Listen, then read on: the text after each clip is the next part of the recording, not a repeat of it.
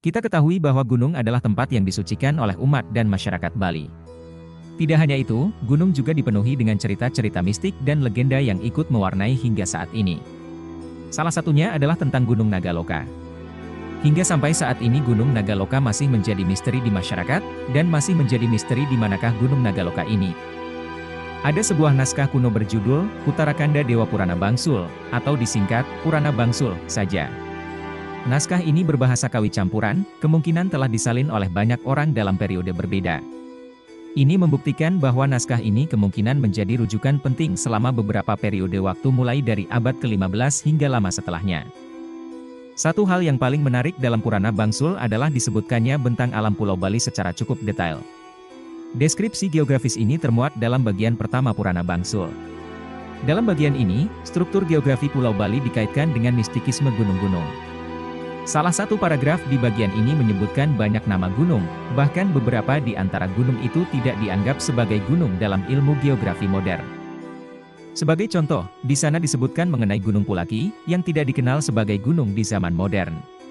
Padahal menurut data geologi, Bukit Pulaki memang dahulu adalah bagian dari gunung api purba patas yang telah tidak aktif lagi selama ratusan ribu tahun.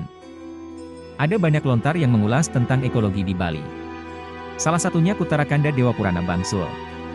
Teks ini menggagas tentang nilai ekologi, khususnya lingkungan Pulau Bali dan menceritakan tentang turunnya putra dari Hyang Pasupati ke Bangsul, Bali, penekun lontar dan prasi, Gusti Bagus Mangku Dalang Sudiasta sebagai mantan pegawai UPTD Gedong Kirtia mengatakan, lontar Uttarakanda Dewa Purana Bangsul merepresentasikan eksistensi alam yang harus dijaga kelestariannya oleh manusia. Dalam teks ini, diceritakan tentang penciptaan alam Bali oleh Hyang Pasupati sampai pada penempatan putra-putra Hyang Pasupati pada pusat-pusat ekologi di Bali, sehingga dapat menciptakan kesejahteraan masyarakat.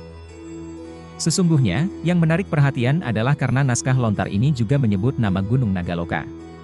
Menurut teks tersebut, Nagaloka adalah nama sebuah pegunungan, yang bisa diartikan sebagai kumpulan beberapa gunung. Letak pegunungan ini ada di barat Gunung Batu Karu. Beberapa ahli teks yang menerjemahkan lontar ini mengajukan berbagai macam argumen. Ada yang menyatakan bahwa Gunung Nagaloka adalah Gunung Lesung, yang kini terkenal dengan Kawah dan Pura Nagaloka. Informasi manapun mengenai Nagaloka di masa modern ini akan langsung mengarah pada puncak Gunung Lesung. Namun, teks Purana Bangsul tidak menyebutkan Nagaloka sebagai gunung, melainkan pegunungan. Jadi, Nagaloka adalah kumpulan gunung.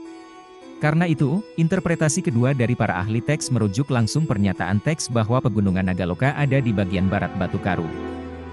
Interpretasi kedua ini didasarkan pada kisah bertemunya Dang Hyang Nirarta dengan naga besar di daerah ini tatkala beliau melintasi pegunungan Merbuk dari pantai Perancak untuk sampai ke Pulaki.